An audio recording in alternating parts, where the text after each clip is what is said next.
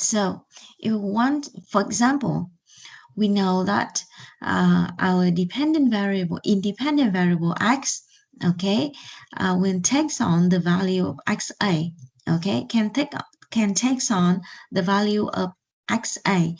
So in that case, we will predict the we will predict the value of the dependent variable y, okay.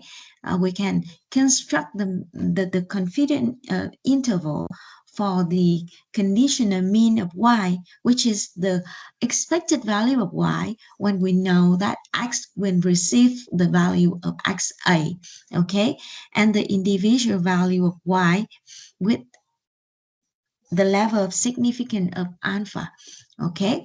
So first one, let's do the point estimations. So it is very easy to get the point estimations. You just have to plug in, just have to replace the value of x, the observed value of x, into the sample regression model. Then you will get the point estimate of y, which is ya hat. Okay, you just replace xa into the sample regression model. Okay, you will get ya hat. That is the point estimate for our the point estimate for our dependent variable y when x is equal to xa. Okay, that is very simple for point estimations. All right, now let's move to a more complicated one, that is the mean predictions. So why do we have to predict the mean of y when we know that x is equal to xi?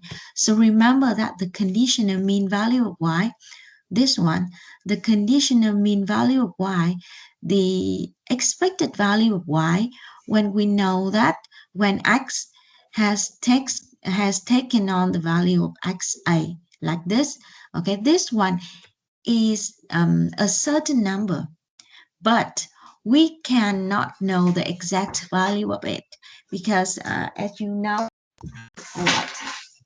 wait a minute, I will connect the tape, the board, and write it here.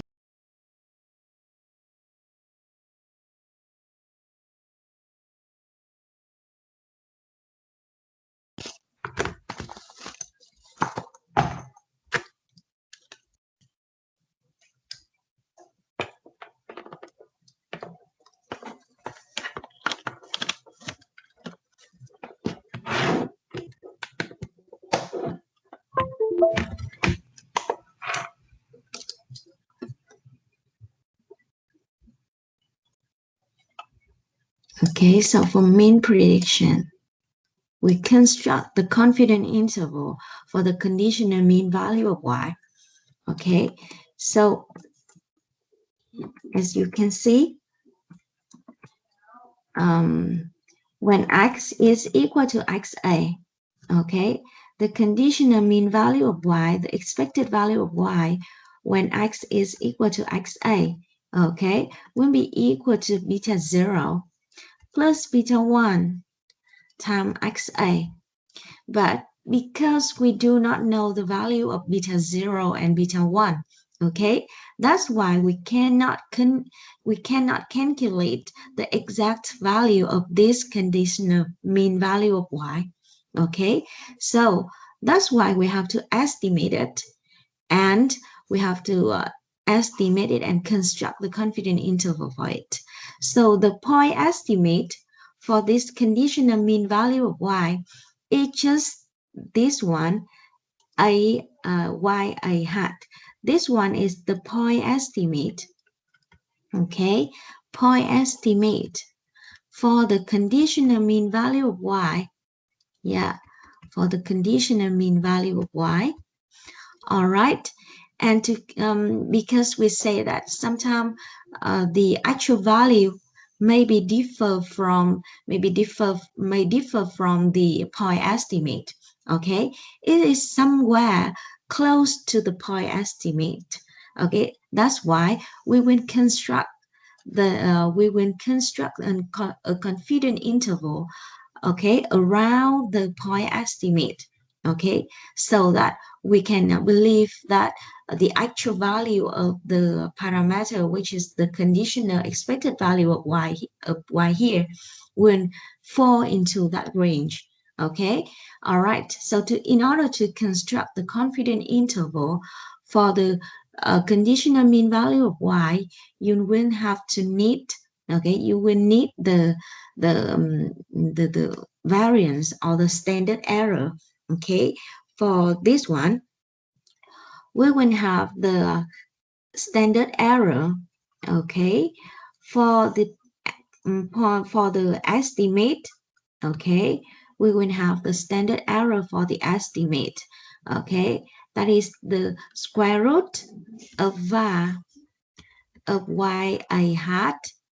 All right, and in the textbook, they have derived the formula for the variance of y I hat already, and you just have to use that formula, and you don't have to, you just have to remember that formula, and you don't have to prove it, you don't have to show it anymore. Okay, you just have to use, and we have here is the formula.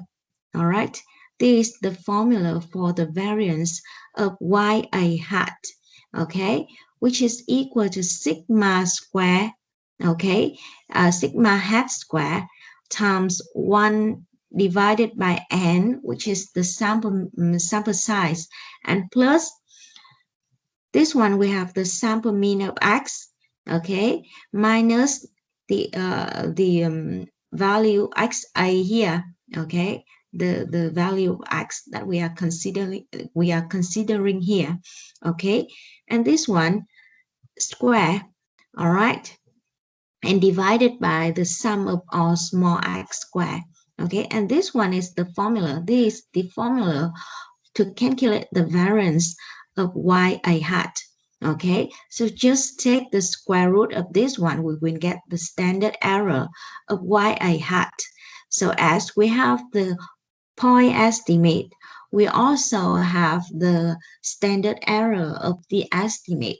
We can construct the confidence interval for the conditional mean value of y like this. Okay, so we will have the confidence interval, right? The confidence interval for the conditional mean value of y, all right, will be from y I hat minus t alpha divided by 2 times the standard error of y I hat, okay, to y I hat plus t alpha divided by 2 and times se of y I hat. All right, so this one is the confidence interval for the mean value of y when x is equal to xa.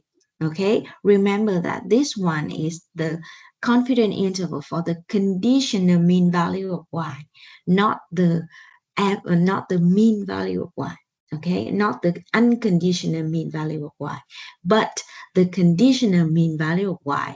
Okay, and the condition here is that x equal to xa. All right, now just apply this one. We can, all right, so for example, now we have the following estimations. We have the following estimation. Okay, so I will import the data into Stata.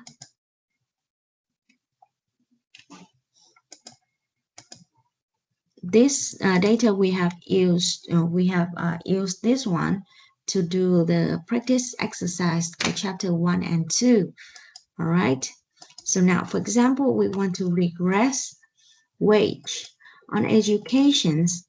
Okay, we get our estimation output here. All right, So now, for example, I want to, okay, so I want to construct the confidence interval for the conditional expected value of wage. So, oh no, I make a mistake here. I have to regress wage, not urban, on education. Okay, all right. So I want to estimate the expected value of wage. Okay, when education is equal to maybe, for example, when education is equal to 10, for example. Okay, now estimate, please use this one to estimate the expected value of wage. Okay, to get the point estimate of wage when education is equal to 10. All right, and also construct the confidence interval for the conditional mean value of y when of wage when AU is equal to 10. Right? Now do it. Use your starter in your laptop, okay, to calculate the point estimate, and also we want to what we want to calculate. Okay, we want to construct the confidence interval for the mean value of y when for the mean wage when education is equal to 10. All right.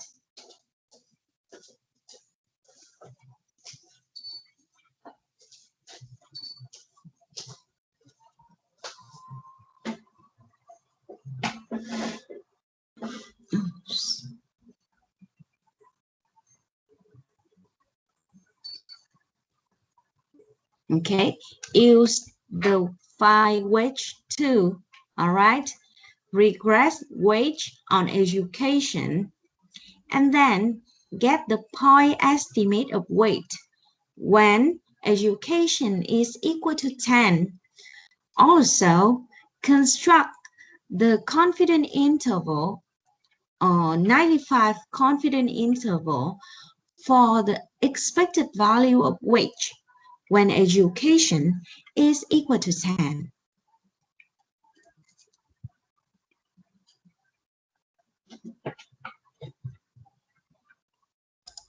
Right? Do it. All right, please do it.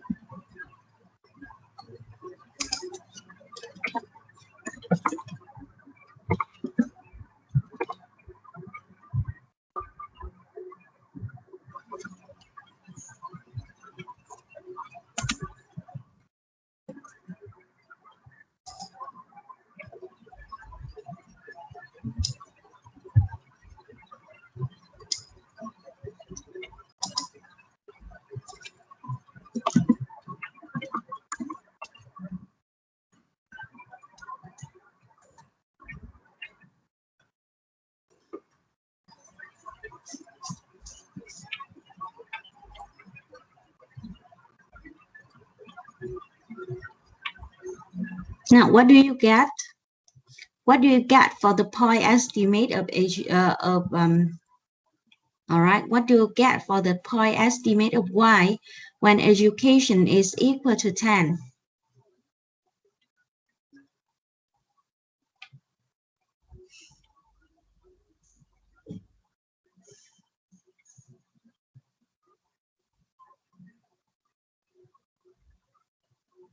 Hello?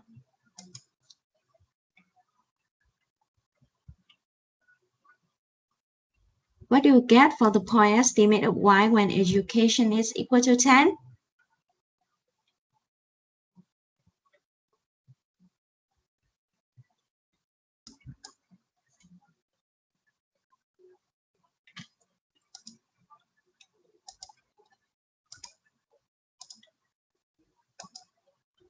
All right, so as you have the estimation output here, as we have the estimation output, we have the sample regression model to estimate wage on educations. Okay, thus you can just replace education equal to 10 into the sample regression model. All right, then you will get the estimated value of wage will be 3,249. Okay, just plug in the number, you will get that. All right. Okay, so and the estimate and the interval estimation. All right, so here now look at this. We have the sample regression model is like this. All right, we have wage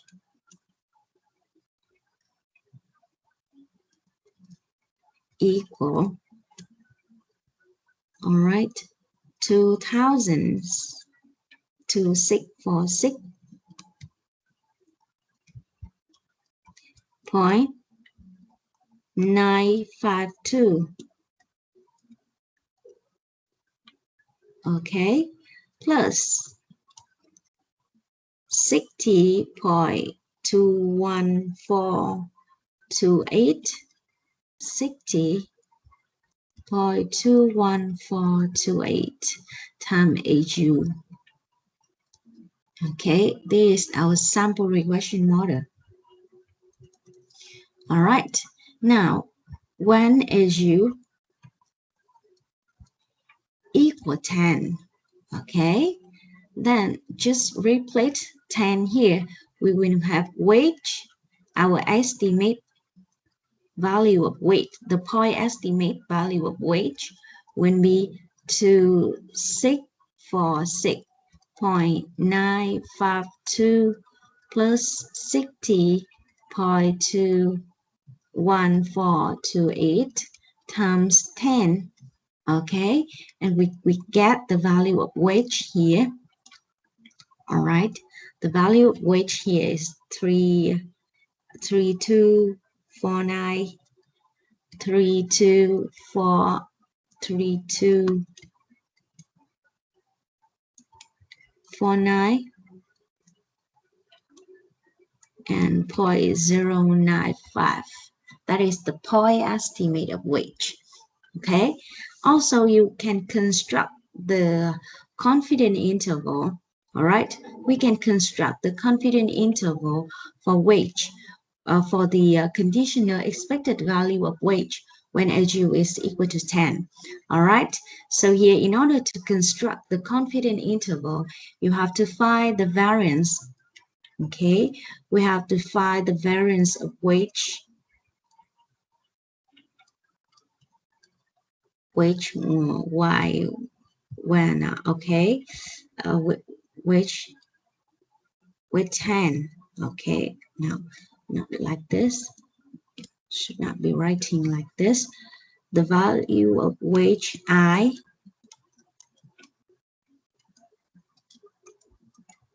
okay when x is equal to 10. All right, okay, this one is equal to sigma squared hat times 1 over n plus All right, the sample mean of x minus 10, which is and square, and divided by the sum of all square small x. All right, now calculate this. Look at this, we have this one. Where is sigma square hat? Oh, okay, here we have sigma square hat is 146,168. 146,168 times 1 over, and here is 935. 935. Okay, and also plus x bar. Now let's find the value of x bar here by using the command sum issue. Okay, sum issue, which is sorry, this one is the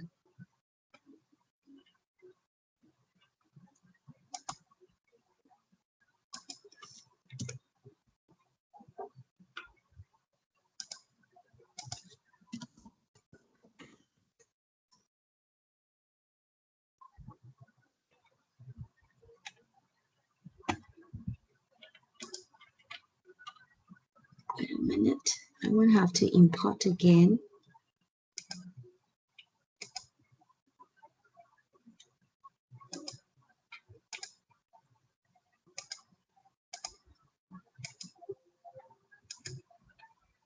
Right, now sum wage, sum issue.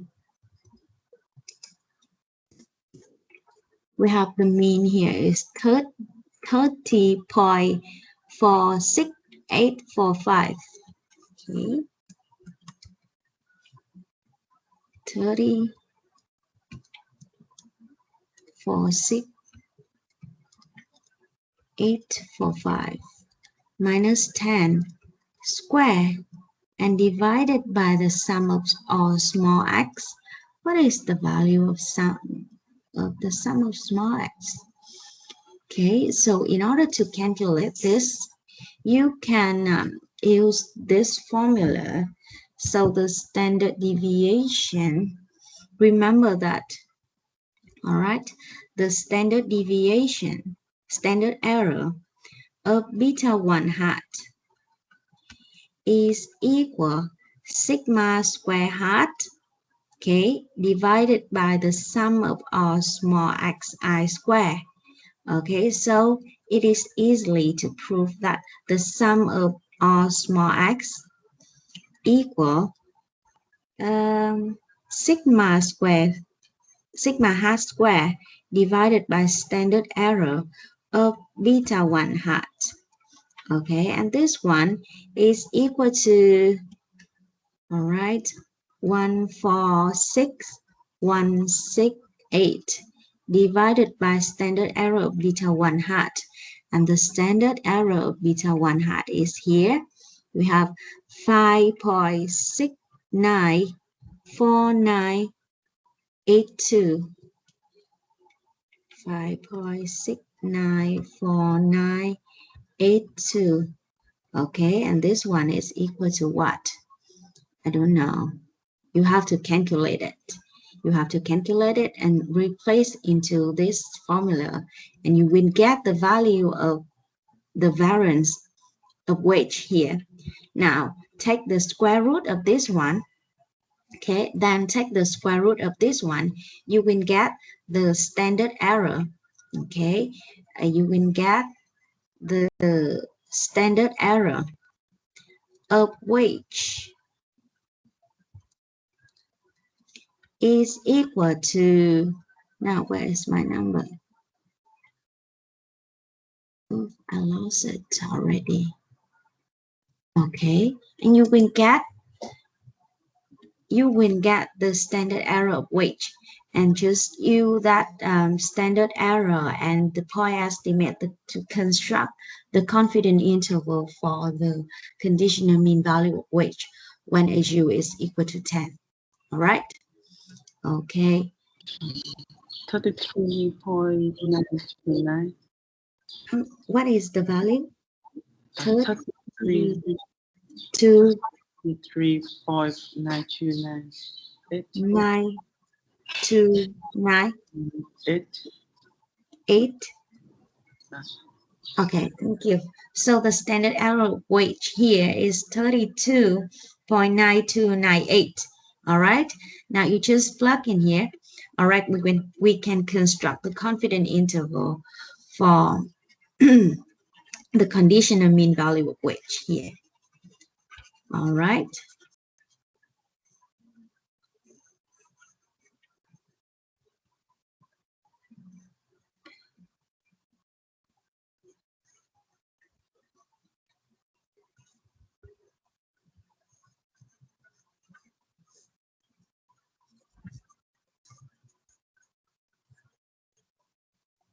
Okay.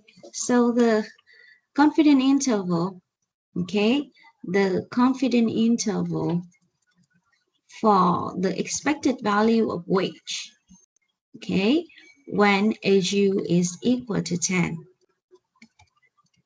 Yeah, it will be, all right. So from the point estimate 3249.095 minus T alpha divided by 2. All right, now what is the value of T alpha divided by 2? Excel, we will use Excel to find that. Okay, equal T dot IV and dot two-tail. We are constructing the two-tailed two-sided confidence intervals. Then we will use this function, probability 0.05. Okay, and the degree of freedom is 935 minus 2. Yeah, which is 933. Yeah. Okay, and the value is 1.96, 1.963. Okay, so here we have 1.963 times 32.9298, okay, to 3249.095 minus 1.963, sorry, plus this one times 32.9298. Okay, and then just calculate this one. We will get the 95% confidence interval for the expected value of wage when education is equal to 10. Okay, just have me to make this calculation. What is the final confidence interval for the conditional mean value of wage when SU is equal to 10? 3185.3. 3,000. What? 3185.3. 3, 1, 8. 185. No, three only like 3185. Oh, okay. Wait a minute. Okay. So we have 3, 1, 8, 5. Is it? 4. 3, Yes. Yeah. yeah. And do you have any number after the dot? Um. 453. 4, 5, 3. Okay. Yeah. 2, Uh. Wait a minute. 2. the 3. 3, 313. 3, 3313. 3, 1, 3, 3, 1, 3. Okay. Yes. Point 736. 76. Okay. Like this. All right. So this one is No, the confident 736. 736. Okay. All right. So this one is the confident interval. Yeah, the confident interval for the 95% confident interval for the conditional mean value of wage when education is equal to 10. All right. You just have to find the point estimate and the standard error. Okay, then you just plug in the formula for the confident interval. Then you will get the confident interval for our mean value of wage when education is equal to 10. All right, that is mean estimation. All right. In, beside mean prediction, mean estimation, we can also construct the confident interval for the observed value of y when we know the value of x. All right. So the confident interval for the observed value of y when we know that when we know the value of x. Okay. So ya, okay, we call it ya when x is equal to xa. All right, it will be the confident interval for this one will be from ya hat minus epsilon a prime to ya hat plus epsilon a prime. Okay, where epsilon a prime here is the product between the critical value of t and the standard error of ya minus ya hat. Okay, and where in the textbook they have just developed the formula to calculate the variance for ya minus ya hat here. Okay, it is equal to the variance of ya hat plus the variance of ua hat, and which will be equal to sigma square hat times 1 plus 1 over n plus x bar minus xa square, okay, and divided by the sum of all small x square. Okay, and this one is the formula to calculate the variance of ya minus ya hat.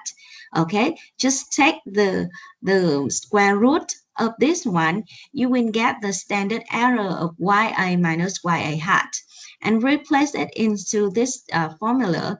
All right, and replace it into the confident interval for the observed value of y.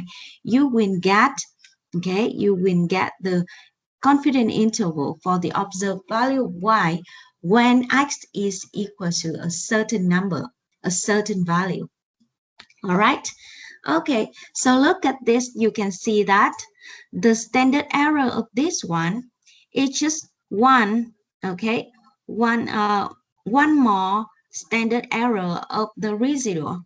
Okay, we just take the variance of ya hat, okay, plus one more standard error, sorry, one more variance of the residuals.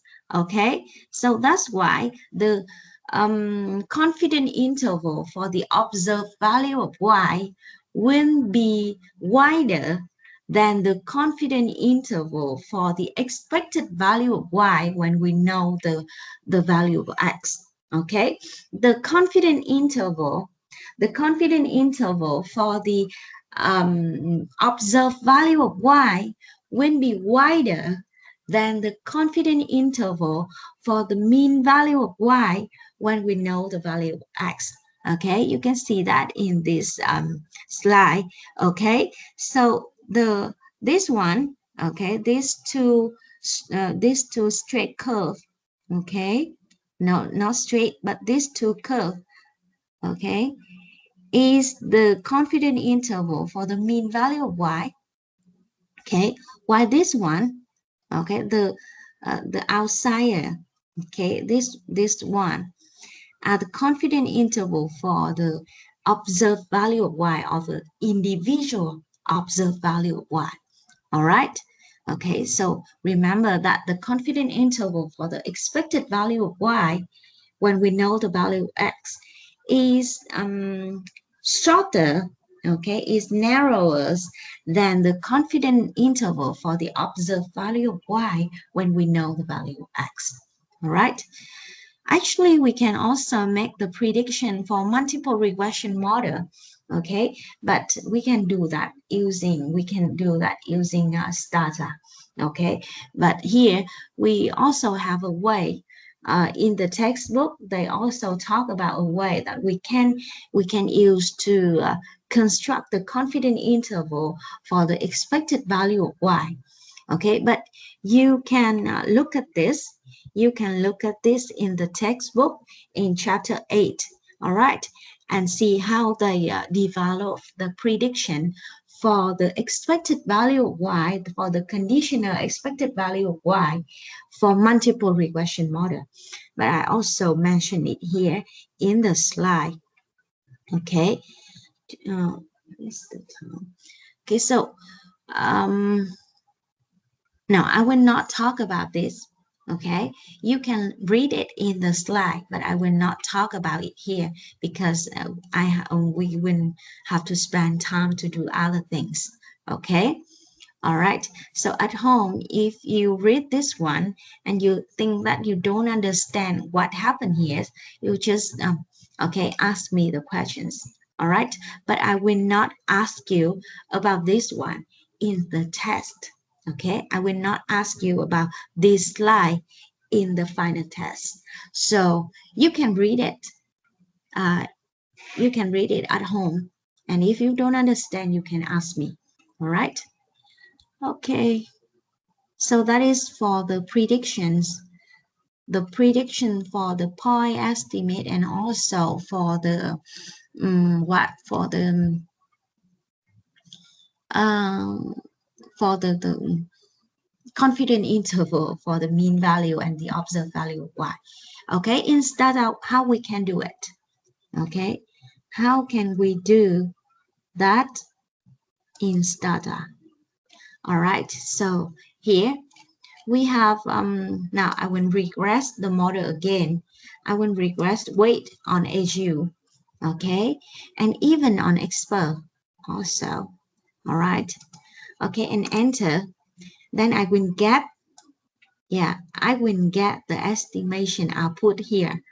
All right, now to estimate, to calculate the value of y, the fitted value of y, okay, you can use the command predict, okay, just use the command predict and you give it a name, for example, y hat or wage hat, wage,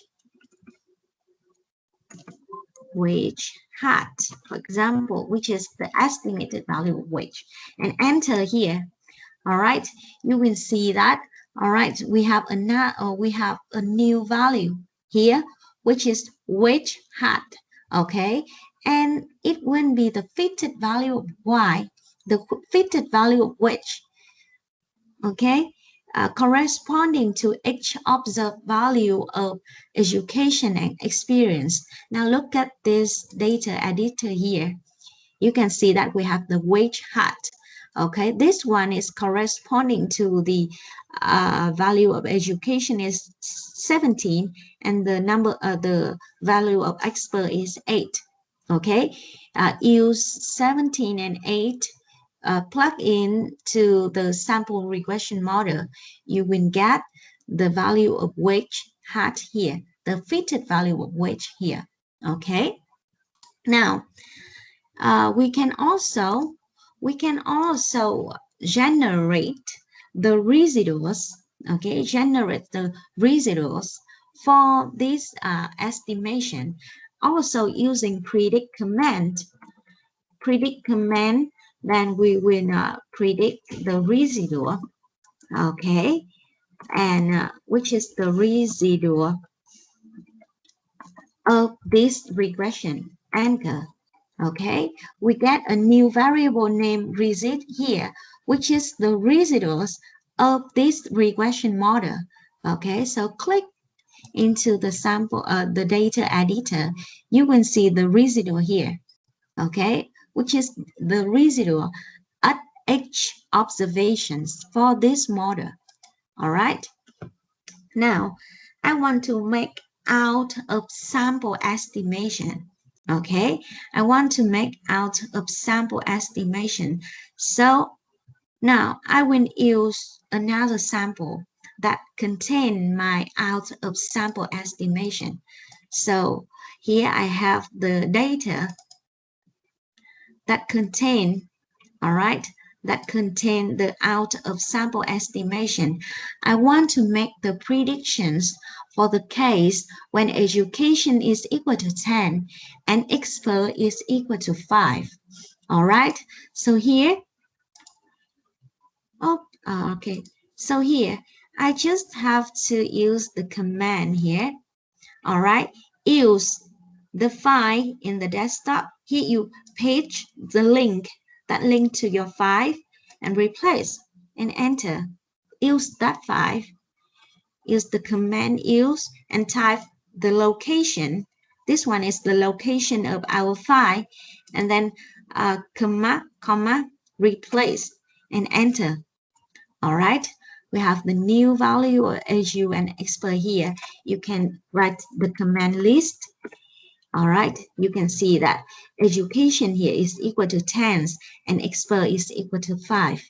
All right, now you just have to predict,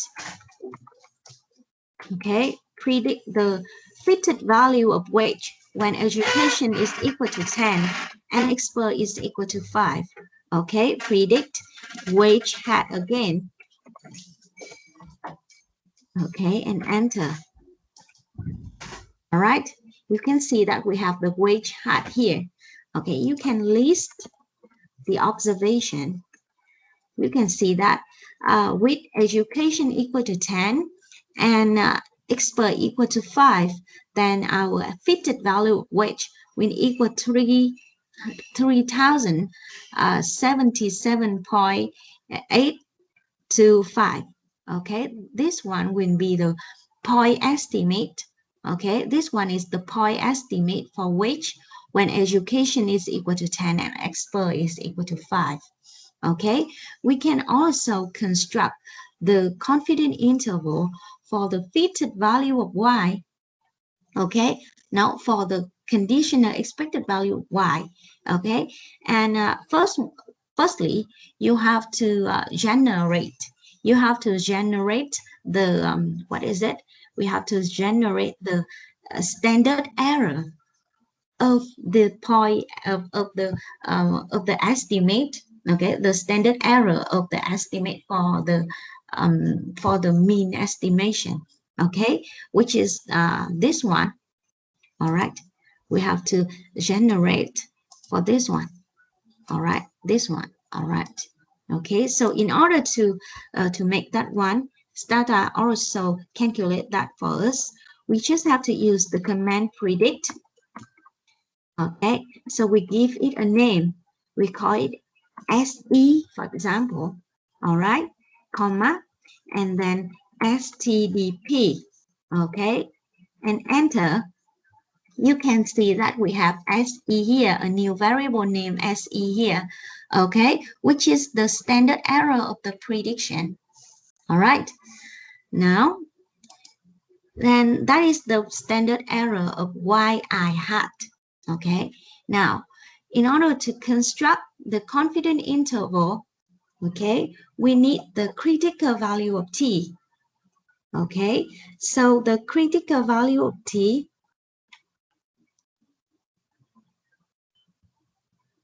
wait a minute.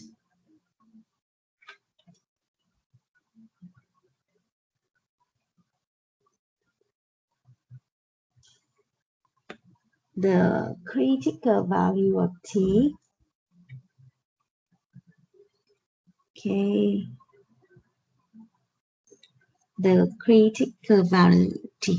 Okay, so we will generate Scala. This one is a value. To generate a value in Stata, you use the command Scala. T equal now. Okay, so we have what is it? We have the command NIV detail. Okay, we can look for this in starter manual guys. We have the number of observation here, or the standard deviation here is 932, because we have two independent variable in this regression. We also have the p alpha divided by 2 is 0.025. Okay, and this one equal, what is it?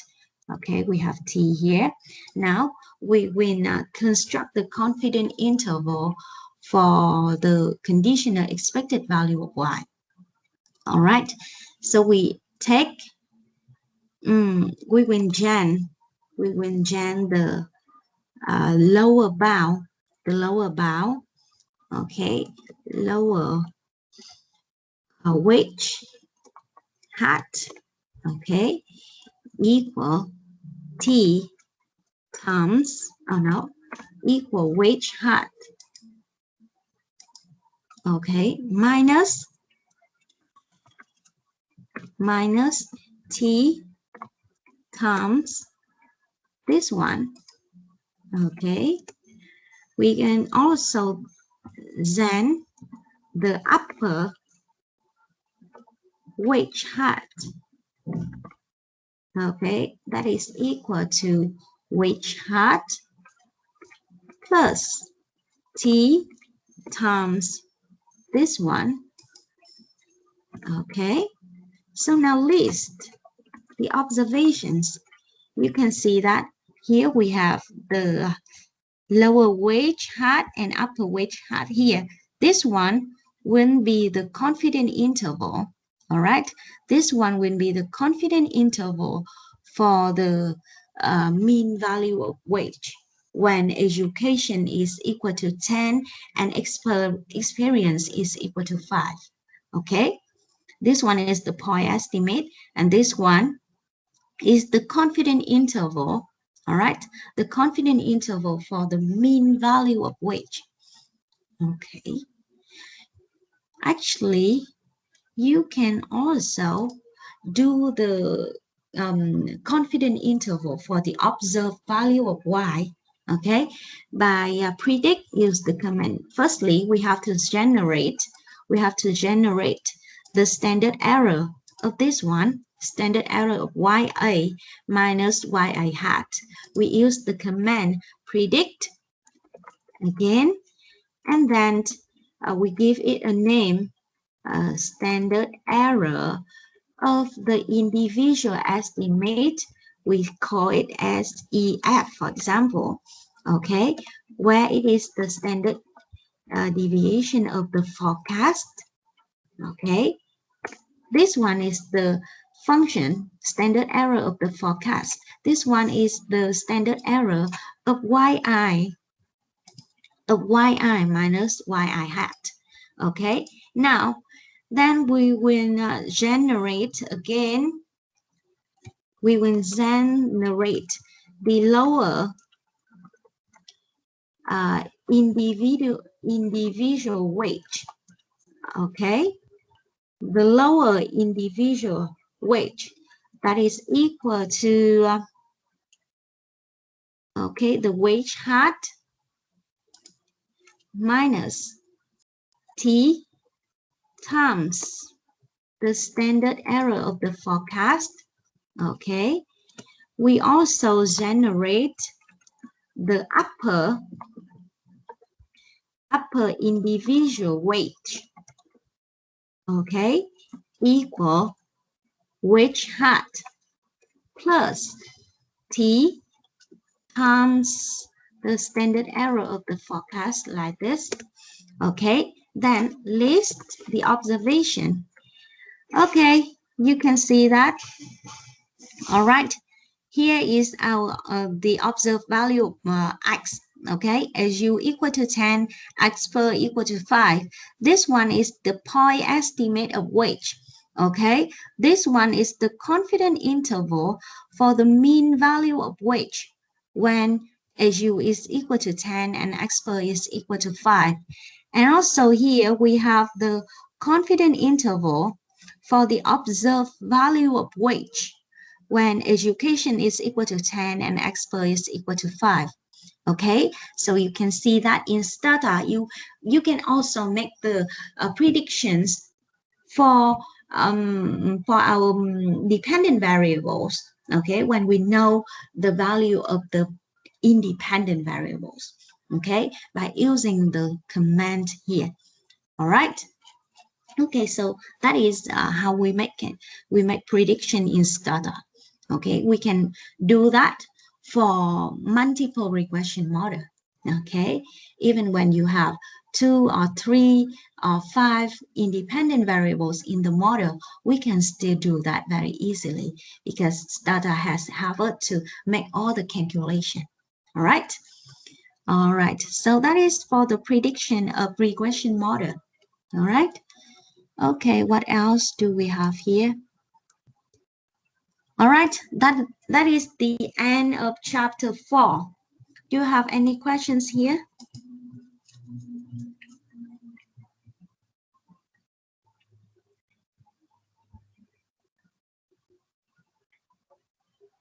Okay, no. All right. So, okay. So that is the end of chapter 4. Next, we will study something about the dummy variables. Okay, this one will give you more ingredient ingredient ingredient to your group work. Okay, you will have more choice of the independent variables that you want to use to explain for the dependent variables. Okay, dummy variables. All right, but before it, just take, what do I have to say here? All right. Now let's close chapter 4. And we have dummy variables. Okay, about dummy variables. You will learn dummy variable is a type of variables in the model. Usually, when we talk about the variables in our regression model, okay, previously we talked about quantitative variables. Okay, so quantitative variables are the variables that have the value in number. Okay, quantitative variables are the variables that has their value in number. For example, we have the weight of a student. Okay, we have the income of a person. We have the level of consumptions for a person. We have the GDP for a countries. Those variables has the value of number. Okay, and those variables are called quantitative variables, like income of a person, the number of students in a class, or productivity, or GDP of a country, or inflation rate, or something like this. They are all quantitative variables. Sometimes when we do regression analysis, we want to consider some variables that some variables the value that has the value of category. Okay, their value are categories, are attribute, not number. For example, some factor like gender. Okay, so gender, for gender we have male or female, but we do not have number here. We just have a category like male and female. And for the sector, we have agriculture. For economic sector, we have agricultures, we have industry, we have what? We have education, we have construction or something like this, and so on.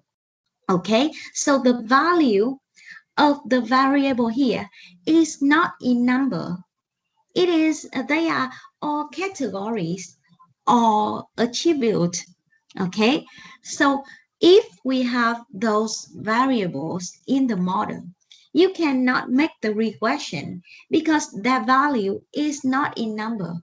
Okay, the value has to be written in number so that we can do the regression. We can run the regression in economic software.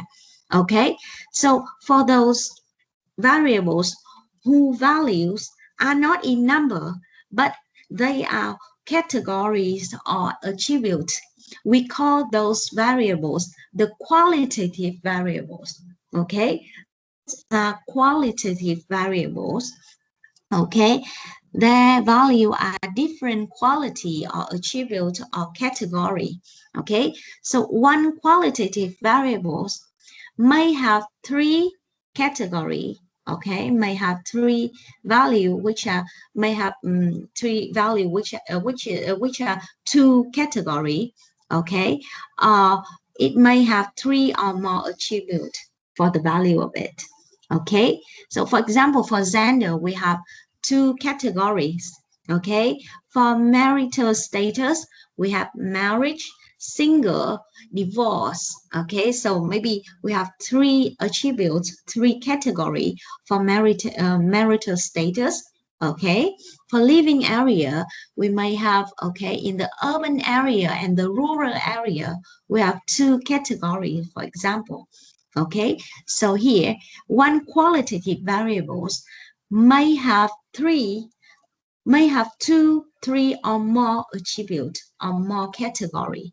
Okay, all right. So in order to run a regressions, all the variables in the data set must be expressed in number. So we will have to find a way to quantify our qualitative variables so that we can run the regression. Okay, so a technique to quantify the qualitative variables like this is called the dummy variables. Okay, we use the dummy variables to quantify the qualitative variables. So how can we do that? Okay, so a dummy variables, or sometimes we call it binary variable, because a dummy variable only takes on two value. Okay, that's why we call it binary variables. So the dummy variable here is intended to distinguish attribute of a qualitative variables.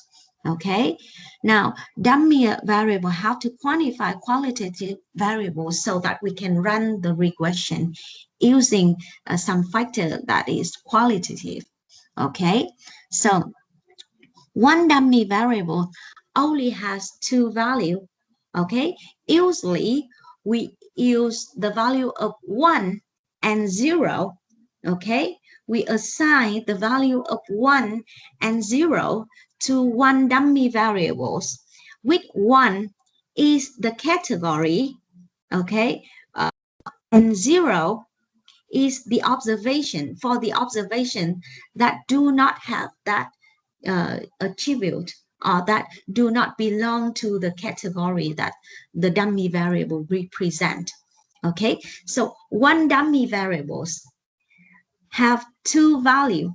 Okay, that is 1 and 0. 1 for the observations that has a certain attribute, or for the observation belong to one certain category, and 0 for the observations. Okay, and 0 for the observations that do not have that attribute, or that do not belong to the certain category that we are talking about, to the certain category that the dummy variable represent. Okay, for example, we have a qualitative variables, that is the gender of a worker. Okay, so the gender of a worker can be male or female. We have two categories here. Now, we want to quantify gender, and we use the dummy variables named male. Okay, for represent the attribute male or to represent the category male, which means that, okay, male is equal to 1 when the worker is a male worker, okay, and male equal to 0 when the worker is a female, okay. So here the category, this dummy variable male represent the category of male. Okay, this one, the dummy variable here, represents the category of male. That's why when the worker is a male one, the variables will get the value of 1. Okay, and when the worker is a female, okay, which means that she does not belong to the category male, okay, then male is equal to 0.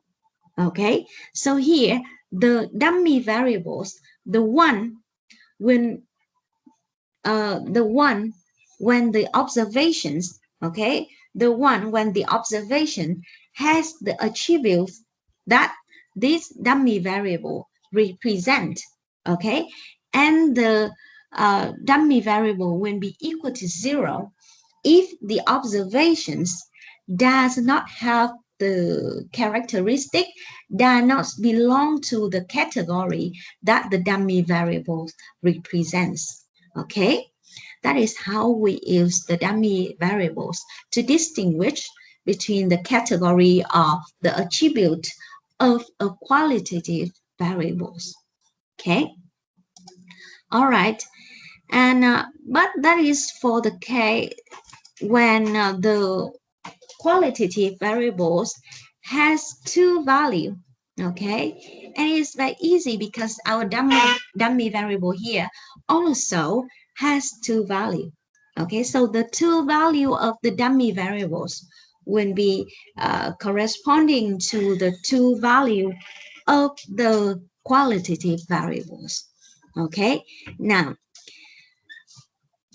but sometimes, but sometimes our qualitative variables may have 3, may have 4, may have 5 or more attributes or categories. So how can we do in that case if our dummy variable here has only two values? Okay.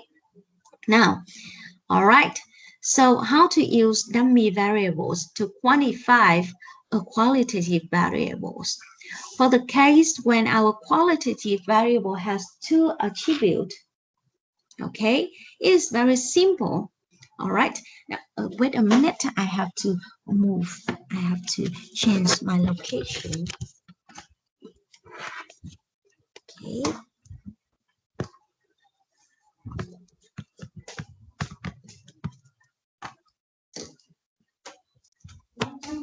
Hello. Hello. Hello.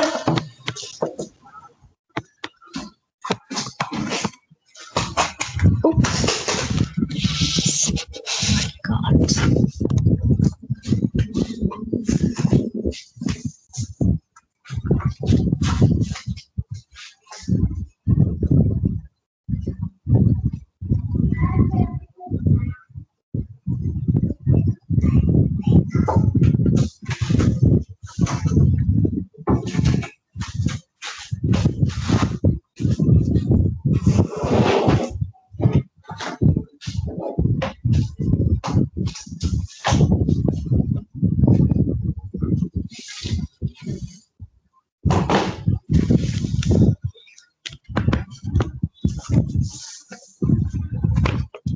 All right.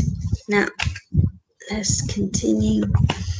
Okay, so in the case when the in the case when the qualitative variable has two attributes or two categories. Now, let's consider the example. A researcher would like to know whether there's a difference between the average income received by a male workers by male worker and that received by female worker in a company, for example. Or we can say in other words, whether gender affect the income of the workers. Okay, so we will run a regression. Where we regress wage on the gender. Okay, we will regress wage yi here on gender DA. Okay, so D here represent is a dummy variables, represent the gender of the worker. Okay, so look at this. If beta 0 here is statistically different from 0, it means that gender will affect the income. Okay, so here D is a dummy variables, and we want to differentiate. We want to distinguish. We want to distinguish the two category of gender here. So D is equal to 1 when the worker is a female, and D is equal to 0 when the worker is a male. So how you set the value of D is all depends on you. Okay, the way we set the value of D attribute to each category is all depends on you. If you don't want to do this, you can set the situation where D is equal to 1 if the worker is a male, and we can when D is equal to 0 when the worker is a female is also okay. Okay, but here I use D equal to 1 when our worker is a female, and D equal to 0 when the worker is a male. Okay, now look at this. So in order to estimate this model,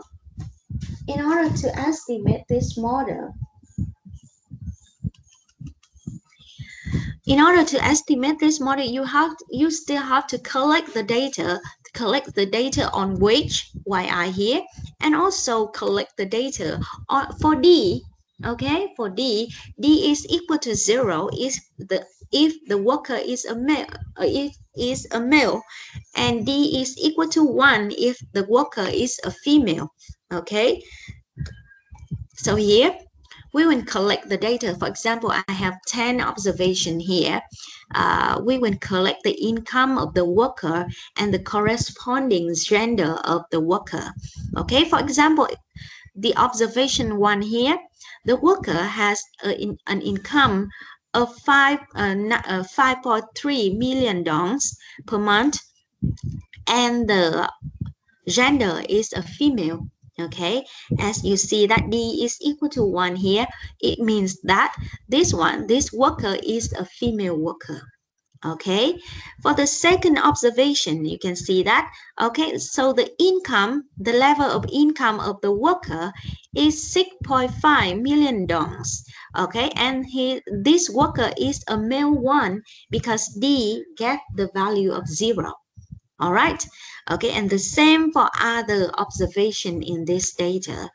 All right, so as we have the data in number like this, you can run the regression where we regress income on D on gender here. Okay, so and get the sample regression model. Okay, and it will show how gender affect the level of income. All right, so now look at the population regression model. Okay, so we have, oops, no, not female, but male, sorry. Oh, female, all right. Okay, so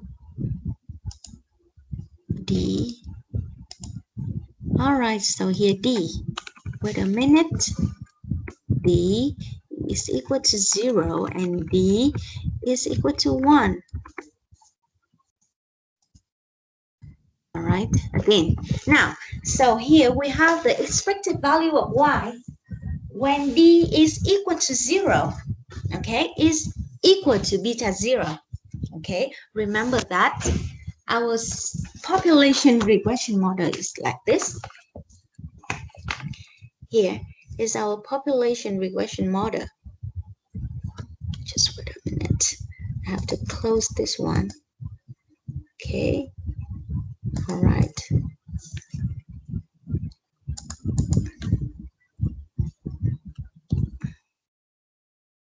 Okay, so the sample regression model, we have the population regression model is like this.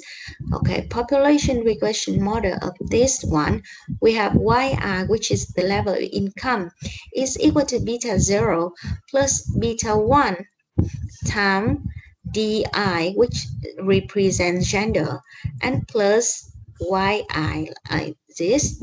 Okay, so the expected value of Y when di is equal to 0. What is it? Expected value of y when di is equal to 0. What is it? It is beta 0. Okay, just plug in 0 here. Now, what is the expected value of y when di is equal to 1? What is it?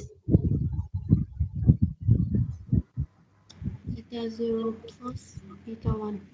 Yeah, plus beta 1. Okay, so what does this represent? What does this represent? The expected value of y when d is equal to 0. What does it represent? This one is the expected level of income for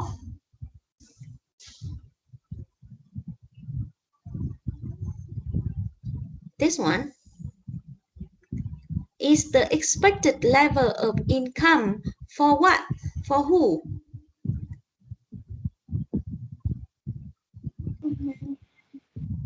For male worker. Okay, so di equal to 0 when our worker is a male. Okay, so the expected value of y when d is equal to 0 represents the average level of income for male workers. Okay, so this one beta 0 here is the average level of income for our male worker. All right, now what about this one? The expected value of y when di equal to 1.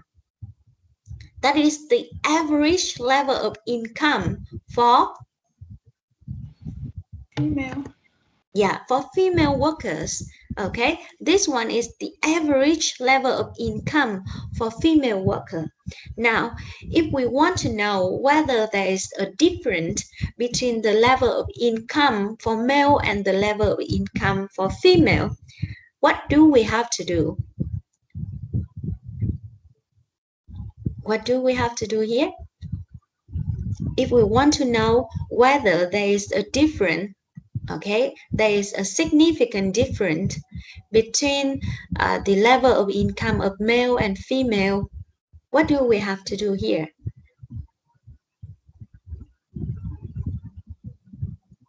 So what is the difference between the level of income for male and female?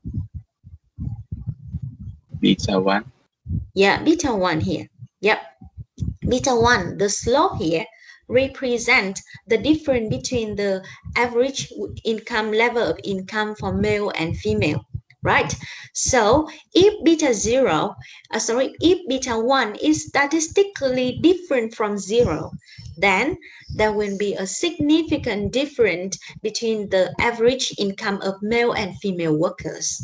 All right, okay, so now the meaning of beta 1, the slope for quantitative, for quantitative variables, the slope will represent the marginal effect of that variables to the dependent variables. But now, for the case of a dummy variables, it will not be the marginal effect anymore. Okay, the slope here will represent the difference. Okay, will represent the difference between the two categories that we are talking about. The case when we have that category and the case when we do not have that category. Okay, all right, so remember that for the case of a dummy variables, the meaning of the slope is not the marginal effect anymore. Okay, so the intercept beta 0 here is the average level of income for male, and the slope beta 1 here is the difference between female average level of income and male levels of income. Okay, so when we explain the meaning of the estimated slope, okay, you have to remember that there's no more marginal effect here. Okay, it will represent the difference between the attribute and the case when there's no when the observation does not have that attribute. Okay, all right, so we want to test the hypothesis beta 1, if beta 1 is statistically different from 0, and to see whether there is a difference between male and female average level of income. All right, so if beta 1 is statistically different from 0, it means that, okay, so gender does affect. Okay, gender actually affect the level of income. All right, now that is the case when the qualitative variable has two categories.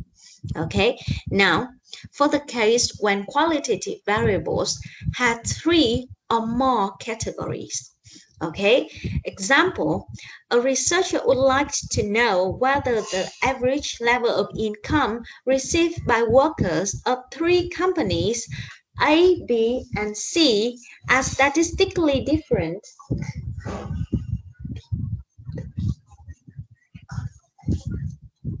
Is statistically different. Now, so we want to know whether the company, okay, whether the company will affect the level of income received by workers. Okay, so the qualitative variable here has three categories: company A, company B, and company C. All right. Okay, so how many dummy variables do we have to use here? Remember that one dummy variables only has two values. Okay, how many dummy variables do you think that we have to use here to distinguish, okay, to distinguish these three categories?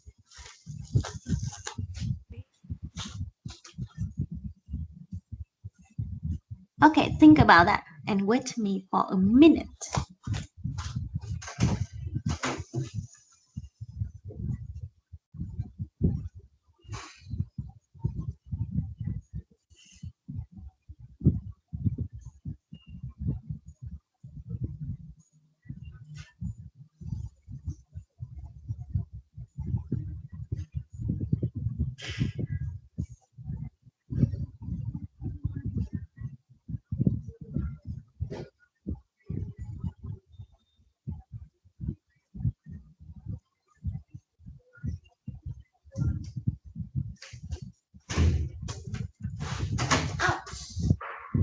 God.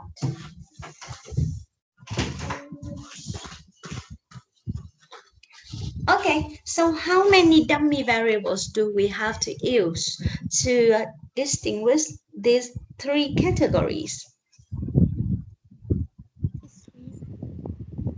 How many do you think? 6. Yeah, 6. Now, one dummy variables has two values. As you see in the previous case, okay, one dummy variables has two values, that is 0 and 1. Okay, for the case when our qualitative variables has two categories or two attributes, so each category will be assigned to one value. Okay, so that case is very easy. We just have to use one dummy variables to differentiate, to distinguish two category or two attributes of a qualitative variable like this.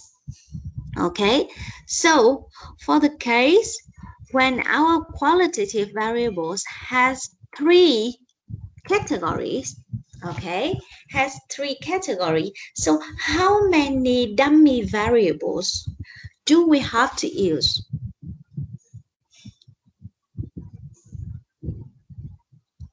How many?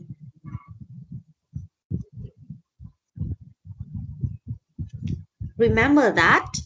Okay, so for one dummy variables, okay, for one dummy variables, so that dummy variables equal to 1 will represent a certain category, okay, and when that dummy variables is equal to 0, so it means that the observation is not belong to that category.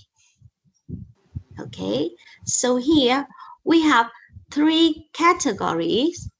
How many dummy variables do you think that we have to use? 3. 3.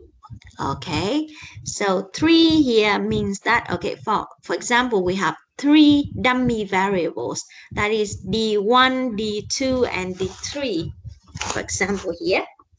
Okay, now we have 3 dummy variables, that is D1 to represent category company A, D2 to represent category B, and D3, okay, to represent category company C, okay. For example, so if a worker work for company A, what will be the value of this one?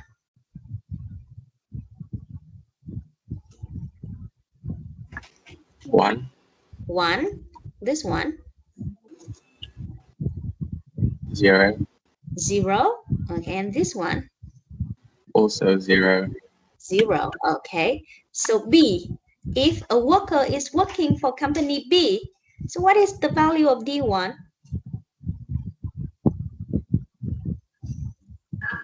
0. 0. This one? 1. 1. And this one? 0. 0. Okay, so company C? 0, 0, 1. 0, 0, 1. Okay, all right. So in this case, what do you see about D1, D2, and D3? Do you see an exact relationship between D1, D2, and D3? Do you see that it is obviously here that D1 plus D2 plus D3, what is the value for each observation? What is the sum of D1 plus D2 plus D3? 1. 1. Yeah, 1. Okay, so we have an exact relationship between the independent variables here.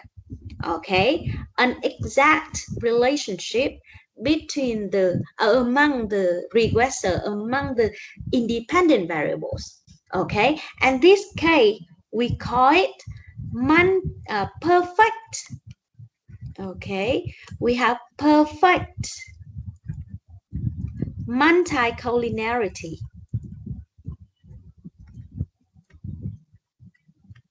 Do you remember this one?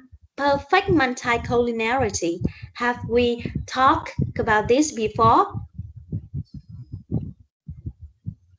What Yes. is perfect? Yeah, perfect multicollinearity.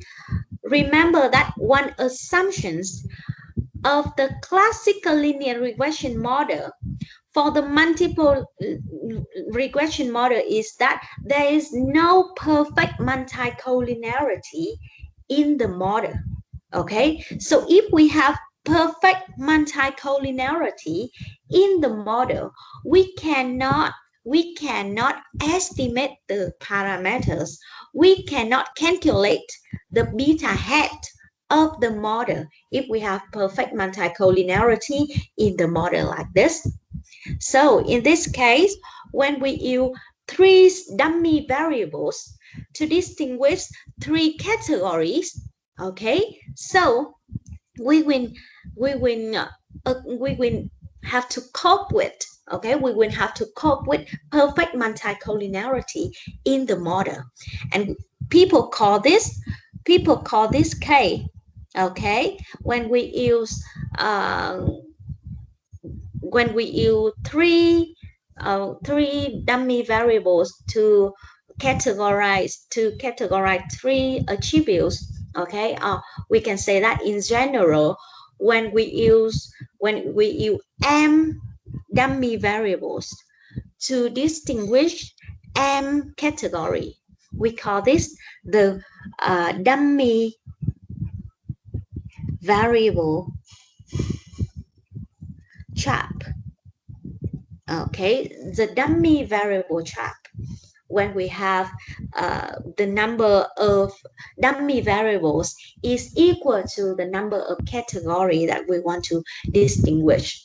Okay, because if we do that, we will have perfect multicollinearity in the model, and as a result, we cannot estimate our model. All right, so in this case, we will not use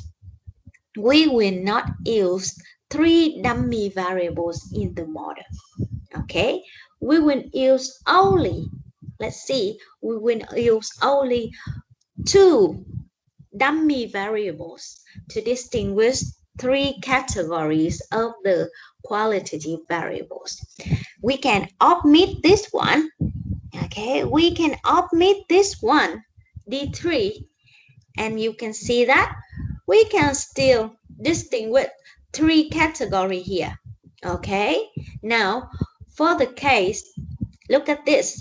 For the case when D1, so D1 will represent this category, company A. D2 will still represent the category, company B. All right, so if a worker is working for company A, then D1 will be equal to 1 and D2 equal to 0. Okay, now if a worker is working for company B, then he is not working for company A. Okay, that's why D1 here is equal to 0. All right, and D2 is equal to 1 because D2 represents the category company B. Okay, so now what about a worker who is working for company C? So it means that he is not working for company A, and he is also not working for company B. That's why D1 here is equal to 0 and D2 is also equal to 0. If he is not working for company A and not working for company B, then obviously he will be working for company C. All right, so by using two dummy variables, we can categorize, we can distinguish between among three attributes, or we can distinguish three categories of a qualitative variables. All right, so here we only need, all right, we will only need two variables, okay, two dummy variables to differentiate three attributes or three categories. Okay, now consider the following model where we have yi is the level of income Okay, so we regress yi on D1 and D2, where D1 represent the category company A, D2 represent the category company B. All right, so D1 is equal to 1 if the worker is working for company A. D1 equal to 0 if the worker doesn't work for company B A. Okay, doesn't work for company A. All right. Okay, so as D2 represent the category company B, so if D2 equal to 1, it means that the worker is working for company B. If D2 is equal to 0, it means that the worker is not working for company B. All right, so here is how we use the two dummy variables to differentiate three categories.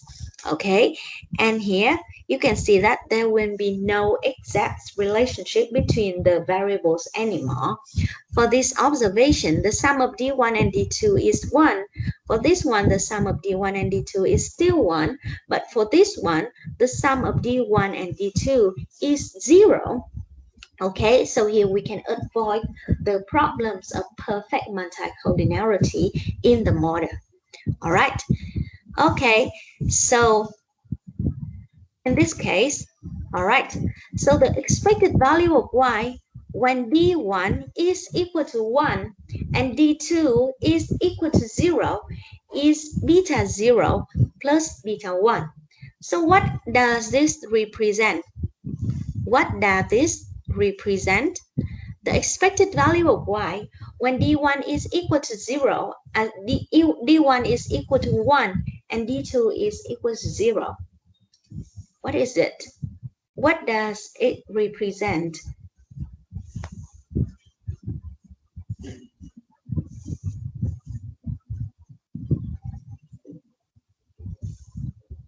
Average income of a worker in company A. Yeah, exactly. This one will represent the average level of income for workers in company A, right? Yeah, and the expected value of y when d1 is equal to 0 and d2 is equal to 1 is the level, the average level of income for workers in company B. Okay, that is beta 0 plus beta 2. And finally, we have the case, okay, we have the case when we have the expected value of y when d1 is and d2 are also are both equal to 0, that is beta 0. Okay, then and this one represents the average level of income for workers in company C. All right, and now look at this. Beta 0 is the average level of income for worker in company C.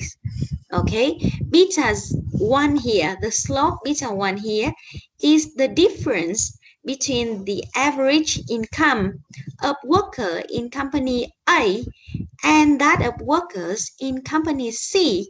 Okay, the difference between the category that this dummy variable represent, okay, and the case when all the dummy variables is equal to 0.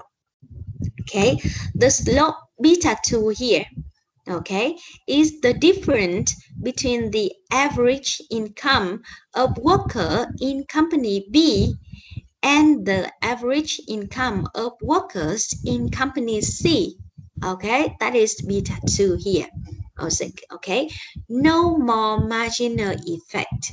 Okay, the slope, the regression coefficient associated with the dummy variables when represent the difference, okay, when represent the difference between the case when we have that attribute and the case when we do not have that attribute. Okay, all right, so remember that What else? So rules for using dummy variables. So for qualitative variable with m attributes or category, we will use m minus 1 dummy variables to differentiate these m attributes, because we have a case, okay, we have a case where we have all the dummy variables are equal to 0, okay, that will be the remaining category, okay. The attribute or category where all the dummy variables are equal to 0 is called the base or the benchmark category, and all the comparison are made in relation to the benchmark category, as you see in the previous slide. Okay, the slope here, the comparison that we made here, beta 1 and beta 0, beta 1 and beta 2 here, are the comparison that made in relation to the base or the benchmark category. That is the case when all the dummy variables are equal to 0. Okay, all right. The intercept represents the mean value of the benchmark category. We already know that. And the coefficient attached to the dummy variables are known as the differential intercept coefficient. Okay, so that is just a name for it. If you see somewhere people call the slope the differential intercept coefficient, it means that, okay, so it will be the regress coefficient, the regression coefficient of a dummy variables. All right. Okay, so that is the rule for using dummy variables to avoid dummy variable trap. Okay, to avoid dummy variable trap for qualitative variable with m attribute or category, we will use m minus 1 dummy variables. Okay, all right. So dummy variables in regression model. For dummy variable, how to use dummy variable in regression model? We can combine quantitative variables with dummy variables in one regression model like this. So we regress individual consumptions on income and gender to see how income and gender affect the level of consumption of an individual, for example. Okay, so yi here is the level of consumption, xi here is the level of income, and di here represent gender of the people we are considering. Okay, so d1 di represent gender. If di equal to 1, it will be a male.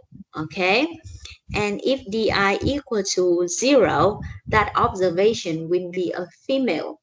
All right, so this one is inverse. Okay, is different from the previous example.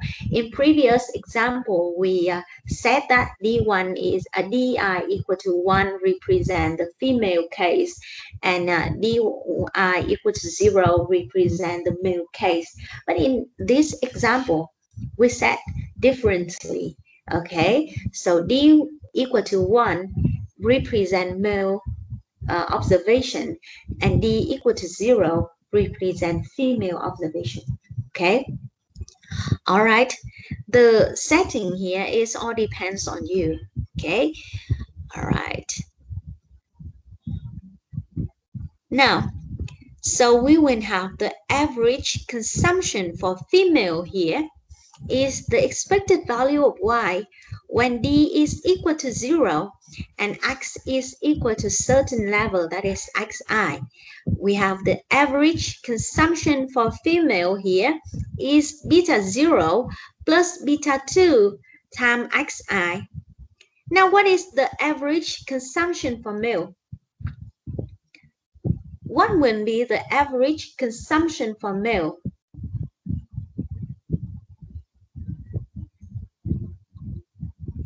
What do you think will be the average consumption for male?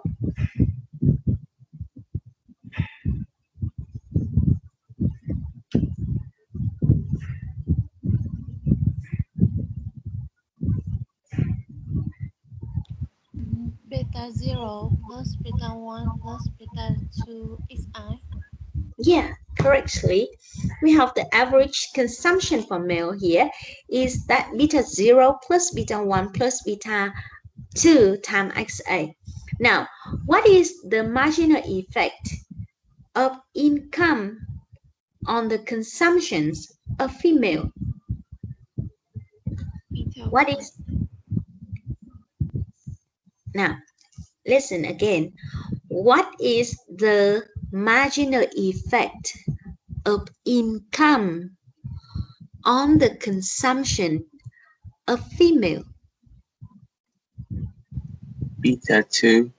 Yeah, beta 2. Yeah, that is the marginal effect of income on the consumption of female. And what is the marginal effect of income on the consumption of male? Beta 2. Yeah, it is also beta 2. So in this case, in this model, we say that, all right, so we say that the effect, the marginal effect of income on the level of consumption for female and male are the same. Yeah, the marginal effects of income on the level of consumption for male and female are the same. All right, so for this model, we can only answer the following question: whether than the affect consumption.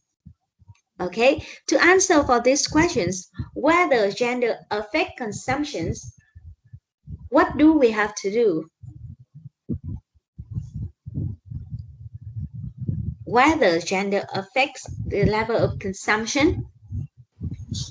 Test. Hypothesis. Yeah, we have to test whether beta 1 is statistically different from 0. Okay, so when we test that regression coefficient beta 1, you can answer for that questions. Okay, and this model say that the marginal effect of income on male and female consumptions are the same. All right, but sometimes I will observe different things. I see that when the level of income for male increase, they will spend more than for example, okay, if the level of income for a male student increased by $1 million, for example, okay, so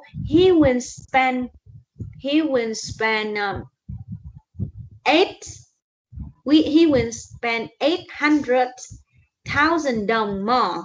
Okay, but for female student, I see that when the level of income increased by $1 million, okay, they will only spend an average of $600,000 more. Okay, so the marginal effect of income on consumption for male and female may be different. Okay, so if I use this model, I cannot test that hypothesis. Okay, so if we want to test the hypothesis that the effect of income on male consumption is different from the effect of income on female consumption, we cannot use that model anymore. Okay, we cannot use the previous model anymore because that model cannot help us to test this hypothesis. That model say that the effect of income on male consumption and female consumption are the same. Okay, all right, so if I want to test this hypothesis, I have to develop another population regression model. Okay, and in that case, I will have to use an interaction term between the dummy variables and the quantitative variables. Okay, so we will have to use an interaction term between the dummy variables, which is standard here, and the quantitative variables in the model, which is the level of income. We will have to add one more independent variables, that is the products between D and X. Okay, we will regress the model like this. All right, so we have yi here equal beta 0 plus beta 1 times xi plus beta 2 times times di here plus beta 2 times xi and plus beta 3 times the products of di and xi. Okay, and plus ui. This one will be our regression model. Now, what will be the average level of income, the average level of consumption for female? What will be the average level of consumption for female?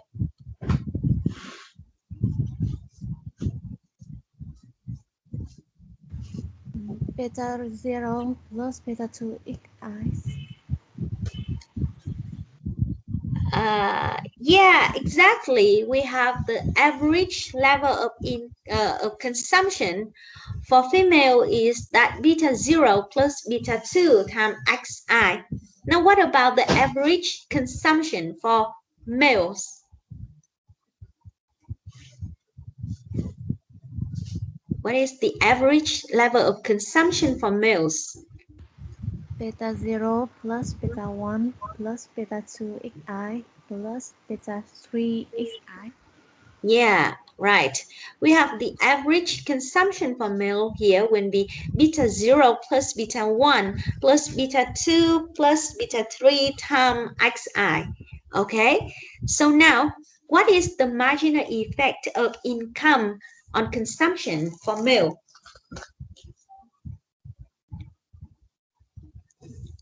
What is the marginal effect of income on the consumption of male? Beta 2 plus beta 3.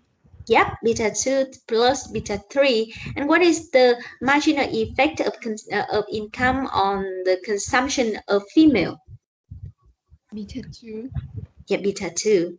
So now if we want to test the previous hypothesis that the effect of income on male's consumption is different from the effect of income on female consumption, what do we have to do? What do we have to do here to test for the hypothesis?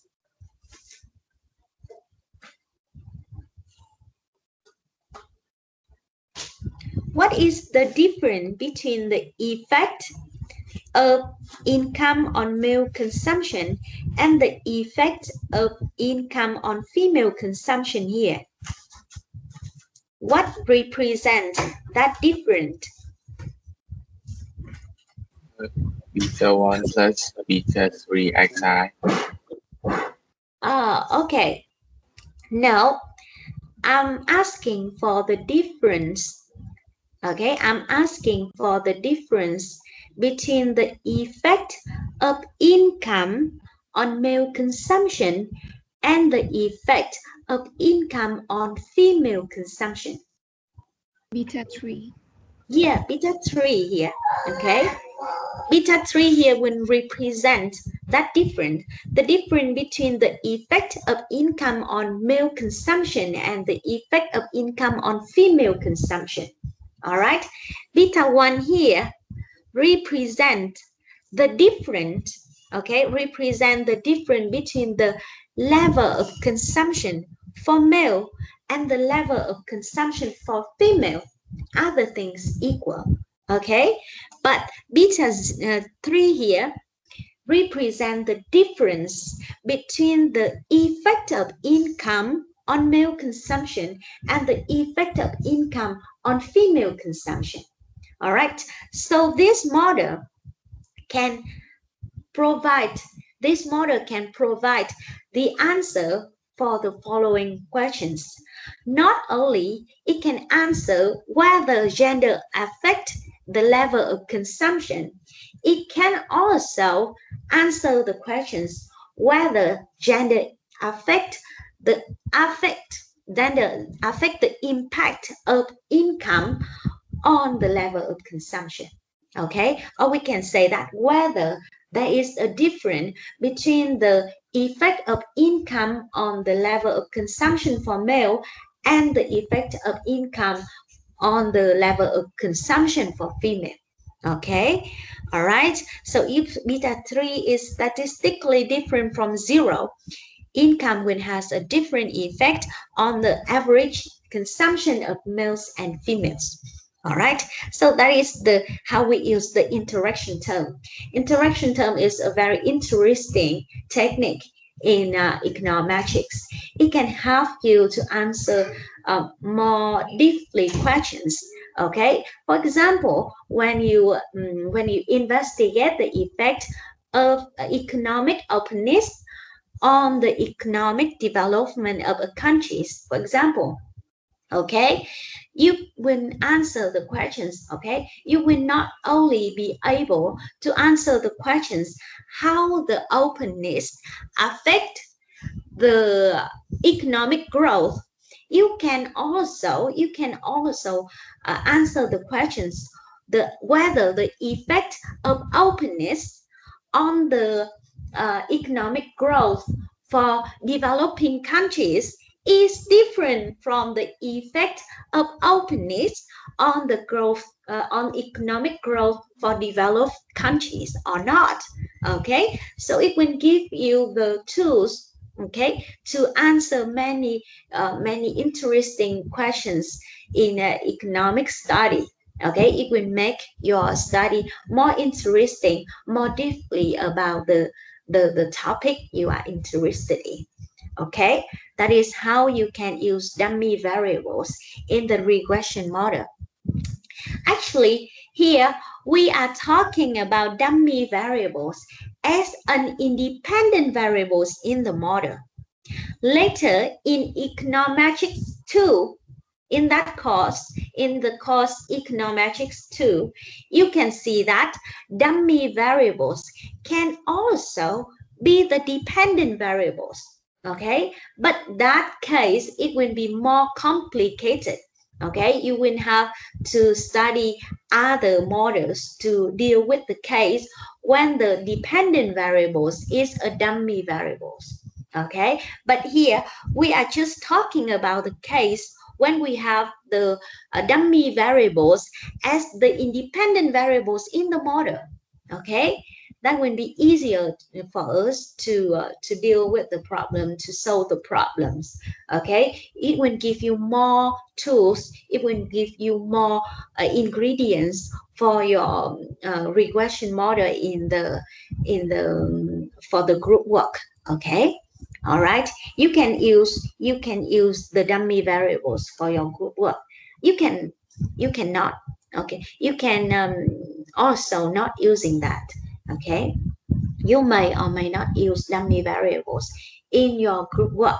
Okay, but if you want to consider some qualitative variables, please use dummy variables in your model to quantify those qualitative variables. All right.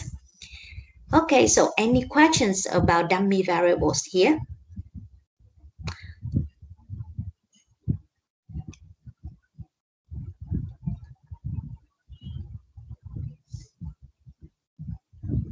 Teacher, Hmm?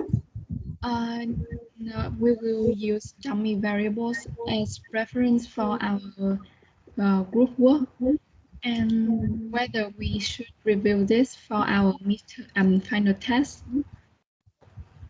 Which test do you want to use? Actually, you may use dummy variables in your group work. You may not use dummy variables in your group work if you are not considering any qualitative variables. You may or may not is not what It's not a must. No, I mean that will you ask us to do this variable in our final test? Oh, okay. Yeah, so I will ask you something about the dummy variables, something that we talk here about the dummy variables in the final test. Yeah,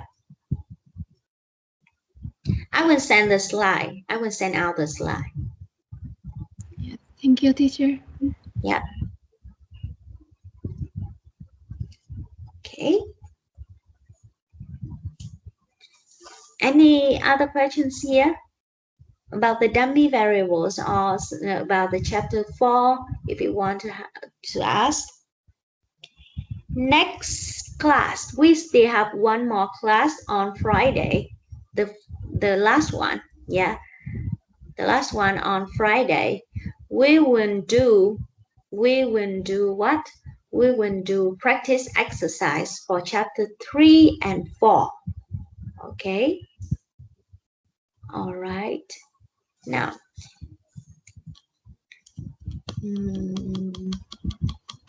then review review what you have studied from chapter 1 from chapter 1 to chapter 4. Okay, and the dummy variable here. Okay, so next class, if you have any questions about, oh, do you know about our schedule for the final test?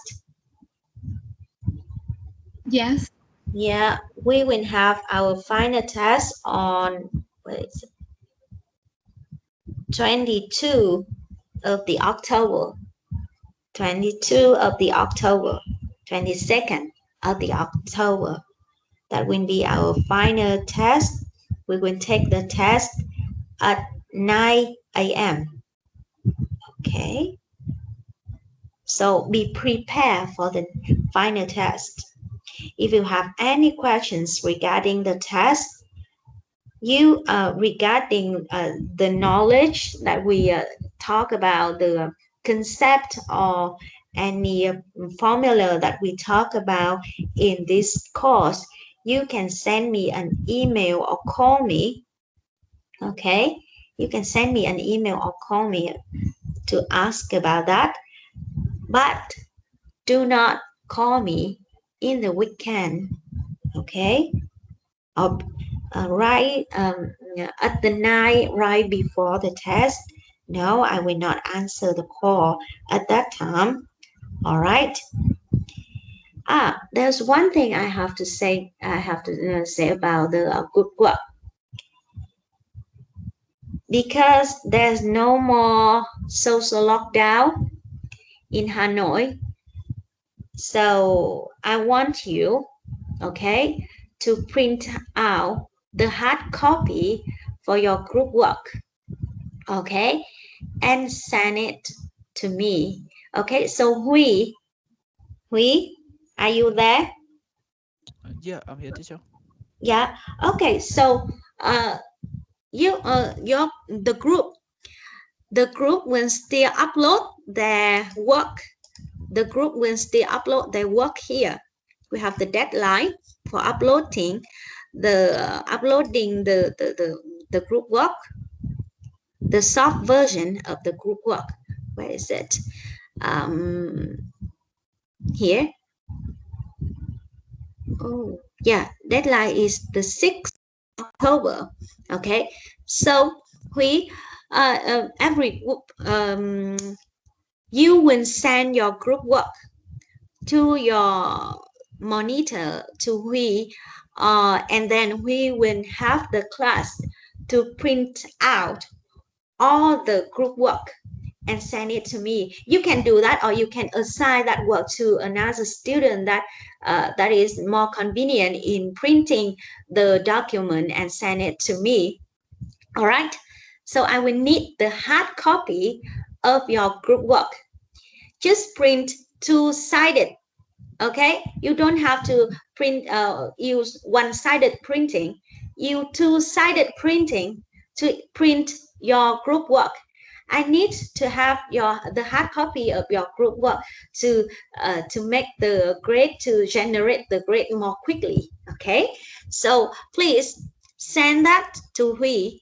Okay, and you will print it out, or ask some student in the class to print them out and send it to me on October the 7th. Is this okay? Yes, teacher. Yeah, okay, right. Thank you. All right. Oh, any questions? Any other questions regarding the group work or the thing that we discussed in this lecture?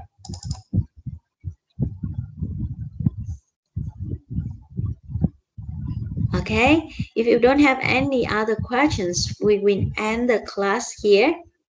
Okay, be prepared for the final exam, be prepared for the practice exercise in the next class.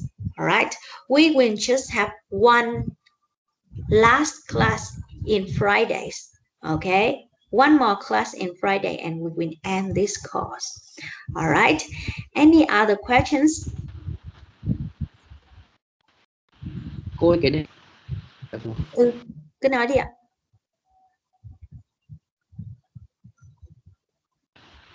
Thưa cô là cái đề cuối kỳ nó sẽ như thế nào đấy ạ cô? Okay, so the final test, you will have multiple choice questions, and also we have exercise short questions for the final test. Maybe you will have 80% of multiple choice and 20% for short questions. Short questions will be something like the practice exercise that you have to do for chapter 1, 2, 3, and 4. Okay. For the multiple choice questions, it can be also something about it's something about the estimator. It can also be something about everything that we study in this course. Okay, it can also be a calculation questions. Okay, all right. Okay, any other questions? For the final test, you just review what we study, what we talk about in this course, and do all the exercise, practice exercise that I give you in class and in the practice lectures. Okay, in practice section, and also some example I give you in the class. They all may be the type of exercise that you will see in the final test. Okay. Yes. Yeah. All right. So goodbye and see you on Friday. Okay. Bye bye. Yeah.